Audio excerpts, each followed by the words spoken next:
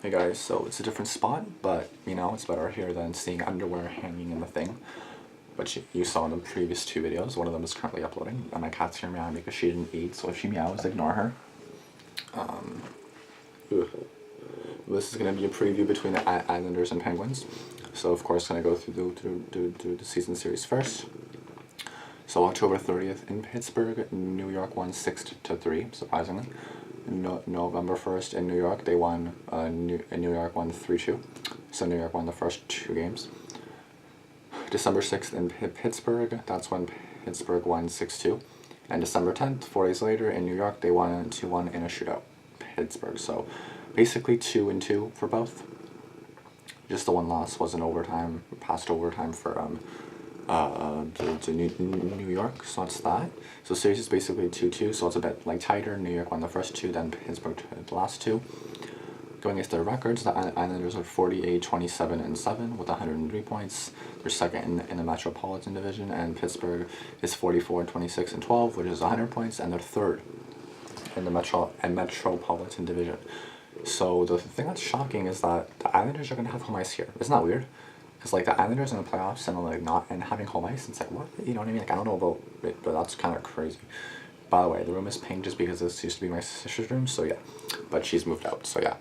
Anyway, so yeah, it's weird that the Islanders have home ice to me, to be honest, just because like you wouldn't really expect that. I didn't even think they were that good to make the playoffs, so damn. Now going into the records, though, home and away. So New York at home is 24-13-4. On the way, on the road, it's just like a slight difference, 24-14-3. For Pittsburgh, at home they're 23-14-4, and away they're 21-12-8. Pittsburgh is coming into the playoffs with a 1-1 record in the final three games.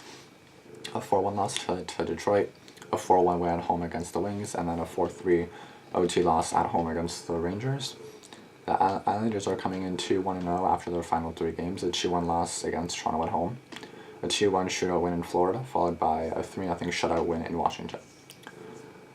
Their goalies for Pittsburgh, it's Murray, which he's 29-14-6, which again I did not write this save percentage. I don't know why I did not do that.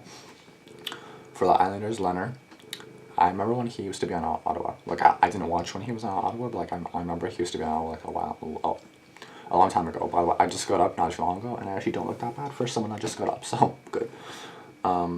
Leonard is 25-13-5.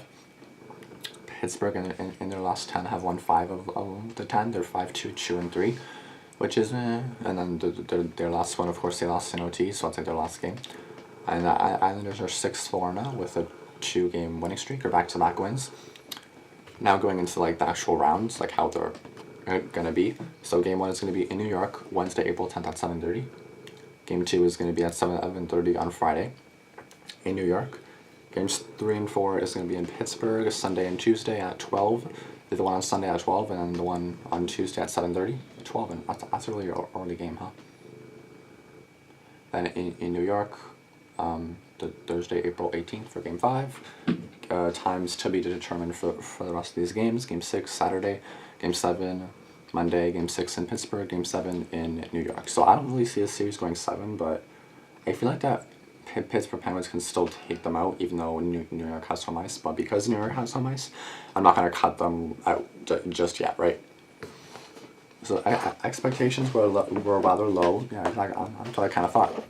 Against the for the New York Islanders after losing franchise center John Tavares to free agency in the offseason. Few expected them to qualify for the playoffs, let alone earn home ice advantage in the opening round. But that's where we find ourselves, which is shocking. They'll find their hands full, though, as they're up against a Pittsburgh Penguins team that very recently won back-to-back Stanley Cup titles. This series could end up a classic clash of styles, since only 5 teams scored more goals than the Penguins this season, and no squad allowed fewer goals than the plucky group on Long Island. Here's a closer look at your Islanders-Penguins matchup. So going into the advanced stats, so 5-on-5, Pittsburgh has a CF percent of 49.73, which is 15th. Their goals for 54.82%, which is 6th. A 931 save percentage, which is 4th. An 8.28 shorthanded injury percent, which is 12th. And a 1.014 PDO, which is 5th. For the Islanders, their CF percent, like, I don't know what is that, so CF percent. What? I really have to look that up. 47.85%, which is 26th in the league, a 56.06 goals for, which is second, which is really good, a 936 save percentage, which is first, which is really good, an 8.57% shorthanded, which is ninth, and then a 1.022 PDO, which is second. So team stats, so power play. So Pittsburgh on the power play is fifth in the league, 24.6%. And on the penalty kill, they're 79.7%, which is 19th. They have 272 goals for and 238 goals against. Their goals for is 6th, and their goals against is 14th. New York on the power play is 14.5%, which is almost dead last, 29th in the league. While their penalty kill is just slightly better than Pittsburgh's, 79.9, while Pittsburgh's is 79.7.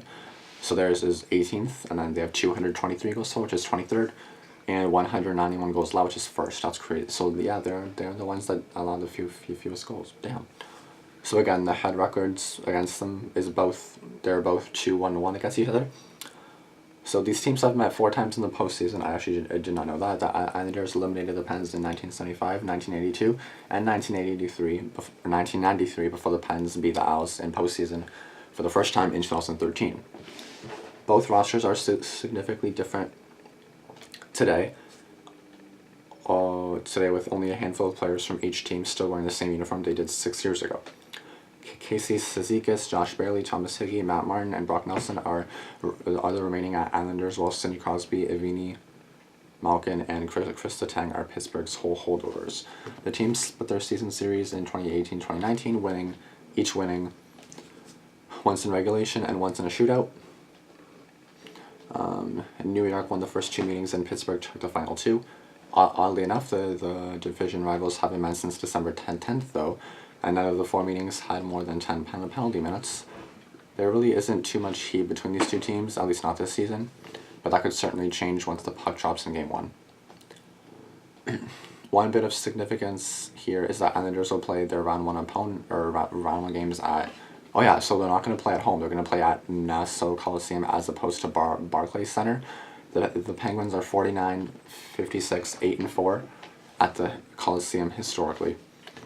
So now going into the X factors for the Pittsburgh Penguins, one of the more intriguing trades this season was when the Penguins acquired both Jared McCann and Nick Bjugstad on February 1st. Depth is intrinsic.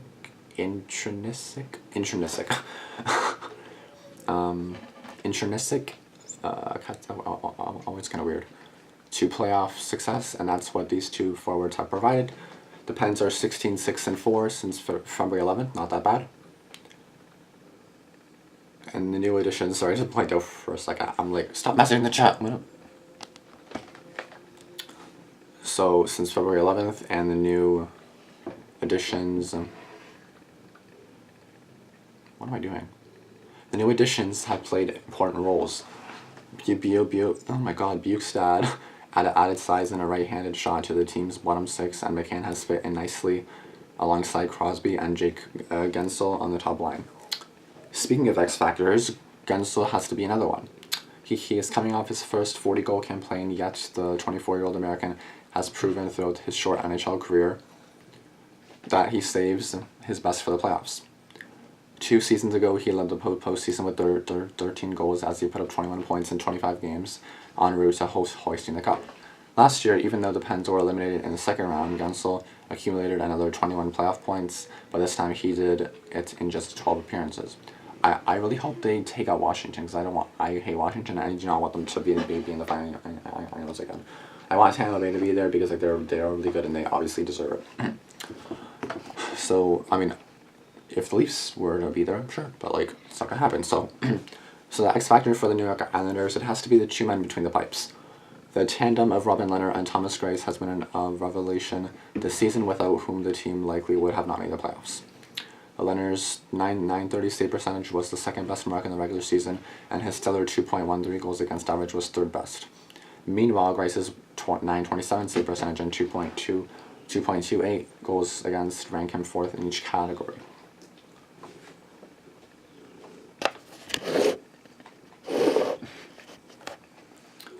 So all that is to say, this has been a tandem in the league consistently. throughout the season, and that's not even considering what a bargain they were with a combined salary cap hit of only slightly north of 4.83 million. They became the first team to go from worst to first in goals against since the Senators did it literally 100 years ago. Holy crap.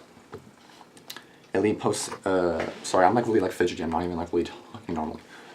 Elite postseason goaltending can be the difference between early elimination and hoisting Lord Stanley, but on the flip side, if your franchise puck stopper goes down, it can totally change the makeup of a team and how that group performs in front of the backup. For example, if teams like Vegas and Toronto lost Marc-Andre Fleury and Frederik Andersen, respectively, there would be a massive drop-off between what they're capable of and what their backups can do. The Islanders don't have that problem. In fact, we can say that we may see both Leonard and Greiss at times throughout this series. We can actually go into the playoffs and say, hey, you know what, we're just going to switch goaltenders. It's happened before my coaching career. I'm not saying it's going to happen now, but you look at the save percentage, the wins, the losses, they're pretty well virtually the same. That's actually awesome to have two goalies the exact same, and then you can just switch easily without having to worry. That's like really good. Trotz, of course, coached Washington to that franchise's first Stanley Cup championship 1 year ago, and they began their run with Philip Grubauer in net before Trotz soon turned to Braden Holtby, and the rest is history. Statistically speaking, Greiss is slightly more reliable goalie on the road. He is 11-6-1 with a .942 save percentage and 4 shutouts since January 13th, but Leonard capped off the season with a 29 save shutout of the Capitals. And I'm pretty sure that was also in Washington too, which is really good. So key injuries for New York Islanders, it's Andrew Ladd, the knee, and that's everything. For Pittsburgh, it's Zach Aston Reese, which is upper body, Brian Dumoulin, which is lower body, and Chad Rowadell, which is upper body. So the New York Islanders shocked. This is kind of like another like preview type thing. The Islanders shocked most of the hockey world with their return to the Stanley Cup playoffs. Not only are they, so they haven't had home ice since 1988. And the Penguins are in the playoffs for a 13th straight year. Obviously, the Islanders really wanted home ice, and now they got it. It's going to be a good challenge. I'm just trying to like, because this has already been like really long, so I'm just trying to like skim through it a little bit. So some game breakers. So for the Islanders, this will be center Matthew Barzal's first NHL postseason experience. I'm pretty sure he's Canadian. The 21-year-old saw his production dip in Trotz's system. He won the Calder Trophy last season as the top rookie in the NHL with 85 points, but led New York in scoring again 62 points in 82 games and became a more responsible two-way player. But Barzal scored 1 goal over the final 24 games of the regular season, a trend that will need to be reversed if the Islanders hope to advance.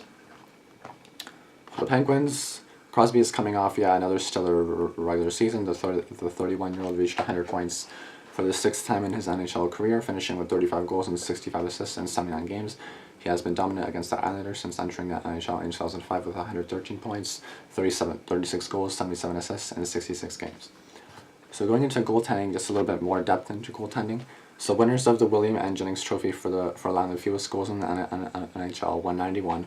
Leonard and Thomas Greiss essentially split the duties right down the middle, combined for 11 shutouts and had near identical results. Leonard played 46 games and finished with 25 wins, a 2.13 goals against average, and .930 save percentage. Greiss, who helped New York defeat the Florida Panthers in the 2016 first round, won 23 games with a 2.28 goals against and a .927 save percentage. It's likely Leonard will start game 1, but the Islanders are still in good hands should he falter. For the Penguins, Matt Murray is Pittsburgh's clear-cut number 1 goalie and has 44 games of NHL playoff experience, highlighted by a Stanley Cup championship in 2016. The 24-year-old has a 2.08 goals against and .923 save percentage in the postseason. Murray will be backed up by Casey DeSmith, who has never played in an NHL playoff game, but has made 22 saves in a 6-2 win against the Islanders at PPG Paints Arena on December 6th. So some quick numbers to know. So it's the first time in 100 years a team has gone from allowing the most goals in the NHL, 293 in 2017-2018, to the fewest the following season. So first time since the Sens in 1918-1919. Holy crap. How good was New York defensively? It was 38-2-2 in scoring at least 3 goals, including shootout goals. That's insane. For the Penguins, given the number of offensive weapons at their disposal, it was no surprise the Penguins finished in the top 5 on the power play, 24.6%. Crosby and Kessel each scored 12 goals with the man advantage, and 36 of Kessel's 82 points came via the power play. So the Islanders forward Andrew Lee said, "It's exciting. I'm looking forward to it. It's obviously a team that's done extremely well of late and has a lot of threats and a lot of power. I think no matter what, anyone you face at this time of year is going to be a tough challenge. I think we're all looking forward to seeing them and having a great series. Me too." And then Penguins coach Mike Sullivan said the Islanders will be a tough opponent. They're a real good team. They've had a great year. That we've had some really hard-fought battles against them. It'll be a tough opponent. Having said that, I'm excited about the opportunity that we have. I think we have a real good hockey team. We just have to make sure that we play the game the right way, and we compete and we control what we can to be at our best. So the Islanders will win if they produce enough offensively. And New York was shut out 5 times during the regular season, including 3 in its final 10 games. If the Islanders stick to their system, they will limit the Penguins' scoring chances, but they must capitalize when they get theirs. For the Penguins, they can win at least one. They can win at least once in what promises to be a rocking atmosphere on Nassau Coliseum, which will host playoff games for the first time since 2015. Regardless of how the Islanders fare in the playoffs, the first round games will be the only ones at Coliseum. Any remaining home games will be played at Barclays Center, so Pittsburgh must find ways to take the crowd out of the equation. Wait, why is it being played there, not the other? Whatever. The prediction I have here is Penguins in 6 or 7. Again, the Islanders have home ice, so I don't know. It'll be something for sure. Like, who do I really think will win? I have no idea. I just think Penguins maybe in 7, because like I do think the series can go a little bit, but at the same time, it's like I feel like it's not going to go far, but then I feel like it's going to go far. Like, you know what I mean? Like, I feel like it's going to be one of those series where you kind of expect it to go far, but not really, and then they do go far. I don't know. It just makes no sense. But I'm just going to say Penguins in 6, 7. The Islanders definitely do have a shot, though, considering I said in 6, 7 games. Because the Islanders have not been good, especially with goals against or goals for. That's, like, awesome to go from last to first. That's, like, insane. So, congrats to them. Good job. I hate that Islanders still, but good job to them. But yeah, I'll see you guys in the next video. Thanks for watching. Let me know in the comments what you guys think below. And, yeah.